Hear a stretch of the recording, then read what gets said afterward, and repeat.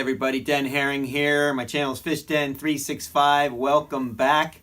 You know, we still have a lot of cold weather right now and the water is still hard. This is a good time of year to practice your casting skills and practice your casting accuracy. And it's really quite important, especially if you're fishing shallow water. If you're a shallow water fisherman, casting accuracy becomes very, very important because you're usually casting at targets, and these targets oftentimes are visible targets. Could be a fallen tree in the water, maybe some milfoil weed beds. You might be pitching lily pads, and you start to pick out or understand where bass tend to be in those situations, especially largemouth bass. And once you start learning where they're likely to be and how they're positioned, then it becomes incredibly important to be able to cast a bait accurately to them, and to do it in such a way where you're not going to scare the fish. So that's where pitching and flipping come in, and so that's what I was doing out in the yard. And it's a really good way to hone your skills when there's not a whole lot else going on. It's worthwhile spending this kind of time now so that you become a more accurate caster when it matters when you're fishing.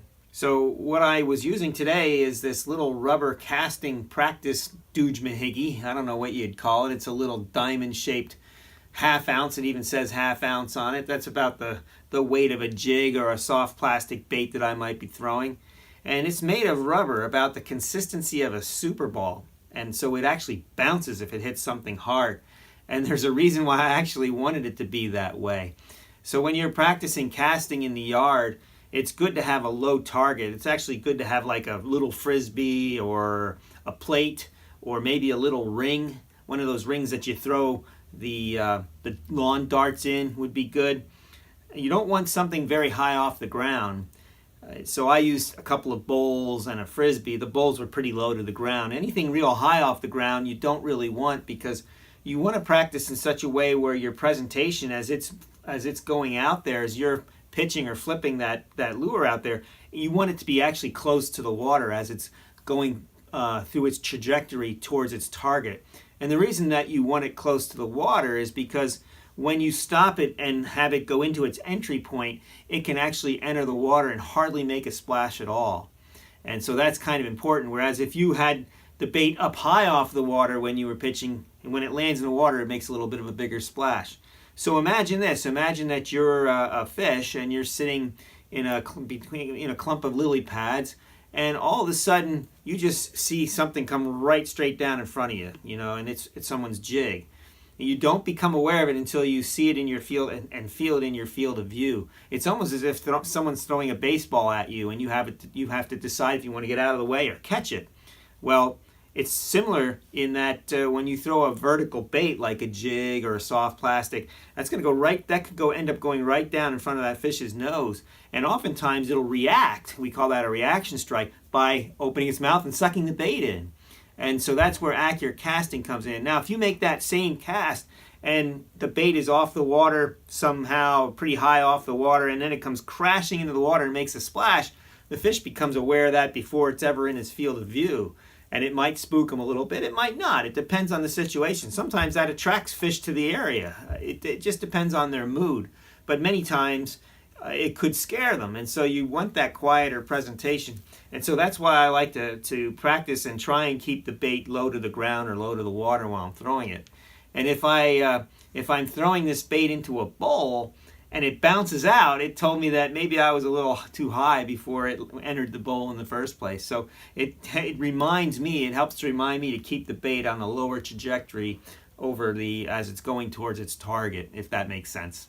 So generally what you want to do is just put some different targets out there at different distances and just get used to it. Just start throwing to them. Start short, at first. Just a couple of rod lengths, Generally, when you're pitching, the most accurate point is about 4 rod lengths away from you, whatever that. So if you have a 7-foot rod, that's basically 28 feet or so. So generally like 30 feet. That's really a good area for a pitch to be very accurate with.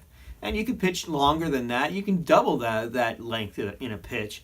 But and you could also go shorter than that. There's no problem with that. It's just that 30-foot range is usually where you're going to have the most accurate cast, 30 and lower, because obviously you can cast it shorter and be very accurate that way too. And you could also modify the cast and make it a flipping cast, which is the subject for a different video. Today we're just talking about pitching and then also sidearm or like a sidearm roll cast. So once you get beyond that, once you start getting beyond that 40 or 50 foot range and you're getting into 60 foot, then you're going to want to start doing the roll cast too. But you can put that frisbee out there at that distance and start using your sidearm roll cast and practicing on your accuracy there too. So there's plenty of things that you can do to get prepared for spring and summer when the water's open and you really want to focus on your fishing. Some people will even practice skipping a bait over a macadam, like a driveway. It's very similar to skipping it over water, at least for the first several skips. So you can even do that when you have hard water.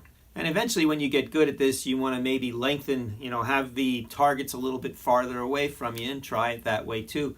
But before you're done, you want to actually switch hands too. Like today I started with my right hand. That's my comfort hand for pitching. I'm much better as a right hand pitcher.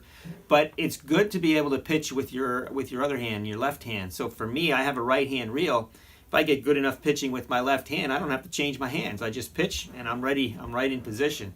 And you'll find in your fishing situations, sometimes there's obstacles in the way, or sometimes you're in a position in the boat where one hand, being able to cast with one hand rather than the other hand is an advantage. You might not be able to make the cast right-handed, but maybe you're in a position where you can still make the cast left-handed.